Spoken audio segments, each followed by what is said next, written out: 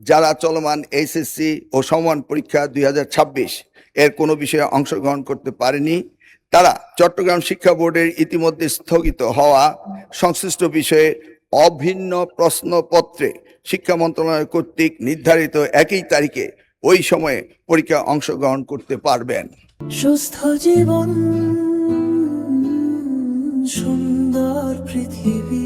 সারা দেশে চলমান এসএসসি ও সমমান পরীক্ষা 2026-এ সারা দেশে 2697টি পরীক্ষা কেন্দ্র রয়েছে। 12,70,583 জন পরীক্ষার্থী অংশগ্রহণ করেছেন। সম্প্রতি ভারী বর্ষণ ও বৈরী আবহাওয়ার কারণে চট্টগ্রাম শিক্ষা বোর্ডের অধীনস্থ 5টি জেলা তথা চট্টগ্রাম, কক্সবাজার, খাগড়াছড়ি, রাঙ্গামাটি ও বান্দরবনে অনুষ্ঠিতব্য পরীক্ষা স্থগিত করা হয়েছে।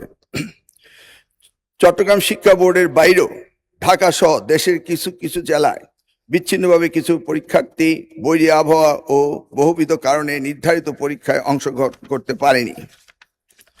মাননীয় স্পিকার, প্রতিকূল আবহাওয়া কিংবা সংশ্লিষ্ট অনিবার্য কারণে যারা চলমান এইচএসসি ও সমমান পরীক্ষা 2026 এর কোনো বিষয়ে অংশগ্রহণ করতে পারেনি, তারা চট্টগ্রাম শিক্ষা বোর্ডের ইতিমধ্যে স্থগিত হওয়া সংশ্লিষ্ট বিষয়ে অভিন্ন প্রশ্নপত্রে শিক্ষা মন্ত্রণালয় কর্তৃক নির্ধারিত একই তারিখে ওই সময়ে পরীক্ষা অংশগ্রহণ করতে পারবেন।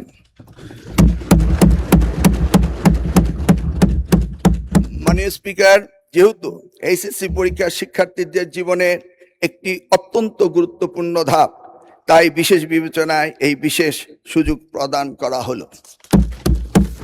মাননীয় স্পিকার, পদার্থবিজ্ঞান প্রথম পত্রে ভুল প্রশ্নপত্র প্রণয়নের দায়ী ব্যক্তিদের ইতিমধ্যেই সাময়িক বরখাস্ত করা হয়েছে।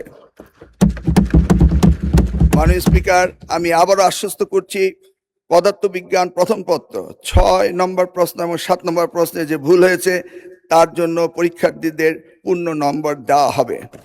মাননীয় স্পিকার, আপনাকে অশেষ ধন্যবাদ। আপনাকেও ধন্যবাদ মাননীয় শিক্ষামন্ত্রী। আপনার 300 বিধিতে প্রদেয় বিবৃতিটি রেকর্ড করা হলো। ধন্যবাদ আপনাকে।